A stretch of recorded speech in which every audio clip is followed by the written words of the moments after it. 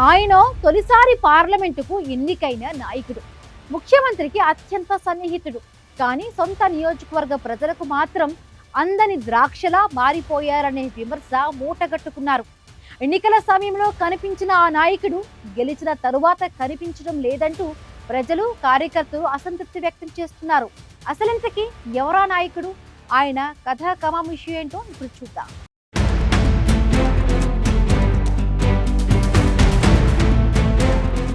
Chamala Kiran Kumar Reddy Bhuvanagiri parliament నియోజకవర్గం నుంచి తొలిసారిగా చట్టసభలో అడుగుపెట్టారు. ఎన్నికల ముందు ప్రతి గల్లీలో కనిపించిన ఈ నాయకుడు ఎన్నికల తర్వాత ప్రజలకు కనిపించకుండా పోయారనే విమర్శలు ఇప్పుడు గుప్పుమంటున్నాయి. ఎంపీగా గెలిచిన తర్వాత ప్రజా సమస్యల కంటే ప్రోటోకాల్ కార్యక్రమాలకే ఎక్కువ ప్రాధాన్యం ఇస్తున్నారట చామల కిరణ్ కుమార్ రెడ్డి. ఇక ఎంపీ గారు వస్తున్నారు అని చెప్పడం తప్ప ఎంపీ గారు వచ్చారు అని చెప్పుకునే పరిస్థితి లేదంటున్నారు భువనగిరి పార్లమెంటు ప్రజలు. సమస్యలు చెప్పుకుందామంటే అపాయింట్మెంట్ దొరకదని, ఫోన్ చేస్తే స్పందన ఉండదని, కలవాలంటే చుట్టూ భజన పరులే కనిపిస్తున్నారనే ఆరోపణలు వినిపిస్తున్నాయి.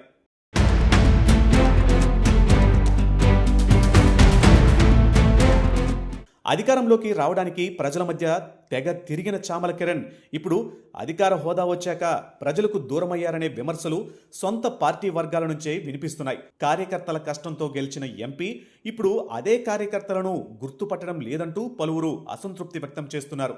పార్లమెంటులో ప్రజా సమస్యలపై గట్టిగా మాట్లాడి ప్రశంసలు అందుకోవాల్సిన ఎంపీ స్థానికంగా మాత్రం అందుబాటులో లేరనే విమర్శలు ఎదుర్కొంటున్నారు.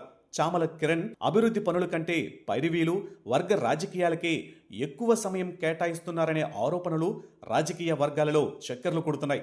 ఒకప్పుడు మనోడు అనుకున్న ప్రజలు ఇప్పుడు ఎక్కడున్నాడు అని అడిగే పరిస్థితి వచ్చిందని ప్రత్యర్థులు సెటైర్లు వేస్తున్నారు.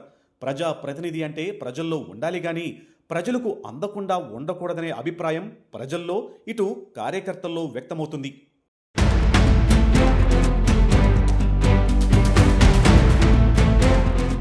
ఆ మధ్య మూసీ ప్రక్షాళన అంటూ కొద్ది రోజులు హడావిడి చేసిన ఎంపీ చామల ఆ తర్వాత సైలెంట్ అయ్యారు. ఇప్పుడు ప్రక్షాళన అనే ఊసే ఎత్తడం లేదు. ప్రక్షాళన పేరుతో మాత్రం మీడియాలో ప్రచారం మోత మోగించారు.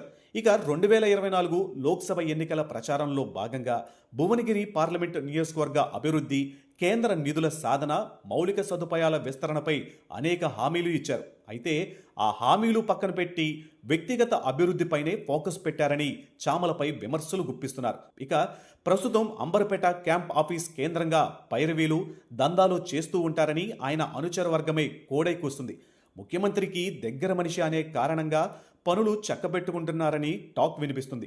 దీపం ఉన్నప్పుడే ఇల్లు చక్కబెట్టుకోవాలనే ఫిలాసఫీని భువనగిరి ఎంపీ బాగానే ఫాలో అవుతున్నారని సెటైర్లు వినిపిస్తున్నాయి.